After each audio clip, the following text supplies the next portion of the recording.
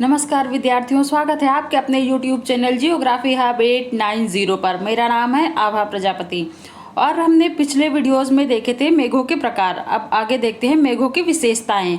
कैसे हम आसमान में देखकर पता लगा सकते हैं कि कौन से बादल बरसेंगे और कौन से नहीं। तो देखते हैं। नंबर 1, पक्षाभ मेघ। वायुमंडल में सबसे ऊंचाई पर पाए जाने वाले इन मेघों की संरचना हिमकणों से होती है। दिन के समय धरातल से देखने पर ये मेघ पंख की तरह रेशों से निर्मित दिखाई पड़ते हैं। ये जब अलग अलग तथा आकाश में अस्त व्यस्त फैले होते हैं तब इनसे स्वच्छ मौसम की पूर्व सूचना मिलती है, किंतु जब यह नियमित क्रम में पक्षाभ स्तरीय अथवा स्तरीय मेघों के साथ दिखाई पड़ते हैं तब खराब मौसम की संभावना पाई जाती है। नंबर 2, पक्षाभ स्तरीय मेघ। यह मेघ महीन सफेद चादर की तरह संपूर्ण आकाश में छाए रहते हैं। आकाश दूधिया रंग का दिखाई देता है। इन मेघों से दिन में सूर्य और रात में चंद्रमा के चारों ओर प्रभामंडल हैलो का निर्माण हो जाता है। ऐसे मेघ तूफान के द्योतक होते हैं। नंबर 3, पक्षाभ कपासी मेघ। यह मेघ सदैव पंक्तियों अथवा समूह में पाए जाते हैं। इनकी छोटी छोटी गोलाकार राशियां अथवा छोटे श्वेत पत्रक होते हैं। ये प्रायः छायाहीन होते हैं। इन्हें मैकेरल स्काई भी कहा जाता है। नंबर 4, स्तरीय मध्य मेघ। भूरे अथवा नीलाभ रंग के मेघों की मोटी परतें आकाश में छाई रहती हैं। इनकी परतें रेशेदार अथवा धारीदार दिखाई देती हैं। इनसे प्रभामंडल का निर्माण नहीं होता। आकाश आंशिक अथवा पूर्ण रूप से मेघाच्छादित होता है। कहीं कहीं मेघों की परतें पतली परत से सूर्य अथवा चंद्रमा धुंधला सा दिखाई देता है। प्रायः इनसे लगातार वृष्टि होने की संभावना बनी रहती है। नंबर 5, कपासी मध्य मेघ। यह मेघ भूरे श्वेताभ अथवा श्वेत और भूरे रंगों वाले होते हैं। इनकी परतें या टुकड़े होते हैं। ये पंक्तिबद्ध अथवा लहरों के ऊपर पाए जाते हैं।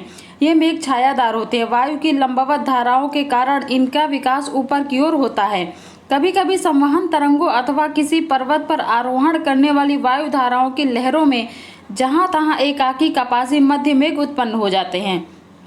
पर्वत शिखरों पर उत्पन्न ऐसे मेघ पताका मेघ बैनर क्लाउड्स कहे जाते हैं। नंबर 6, स्तरीय कपासी मेघ।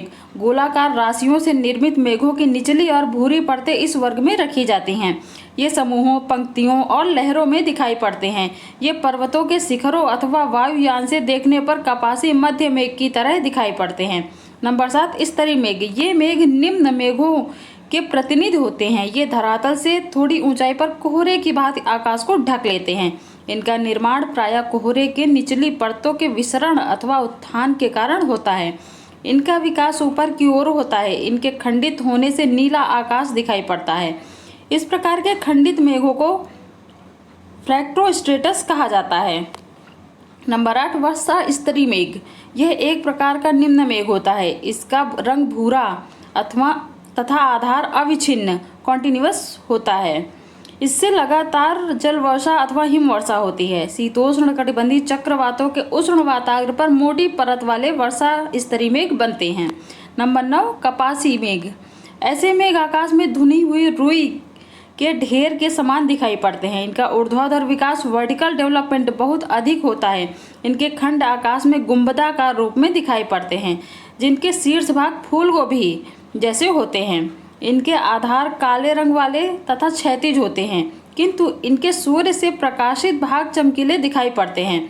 ये अत्यधिक घने तथा स्पष्ट आकार वाले होते हैं। कभी कभी ये उबड़ खाबड़ भी दिखाई पड़ते हैं। नंबर 10, लास्ट, कपासी वर्षी मेघ। इनका लंबवत विकास बहुत अधिक होता है। यह मेघ राशियों के शीर्ष भाग पर्वताकार अथवा गुंबदाकार होते हैं। इनकी ऊंचाई आधार से शीर्ष तक कभी कभी 18 किलोमीटर तक होती है। इनका शीर्ष भाग कभी कभी पवन की दिशा में फैलकर निहाई के आकार जैसा हो जाता है। इन मेघों से तेज बौछार पड़ती है। उपल वृष्टि, हेल तथा प्रबल झंझावात, उपल वृष्टि बोलते हैं ओलावृष्टि को। इनके अन्य लक्षण हैं। इनके ठीक नीचे खड़े हुए व्यक्ति को संपूर्ण आकाश मेघाच्छादित दिखाई पड़ता है तथा ये ऐसे वर्षा स्तरीय मेघ जैसे दिखाई पड़ते हैं। आगे बढ़ते हुए ऐसे मेघों के अग्रभाग में विक्षोभ के कारण काले रंग वाले खंडित कपासी अथवा खंडित स्तरीय मेघ उमड़ते घुमड़ते दिखाई पड़ते हैं। इनमें भयंकर मेघ गर्जन तथा बिजली की चमक होती है। इनके आधार के नीचे वृष्टि पट्टियां अथवा वर्गा दिखाई पड़ते हैं। तो ये रहे 10 प्रकार के मेघों की विशेषताएं। ठीक है, थैंक यू, धन्यवाद।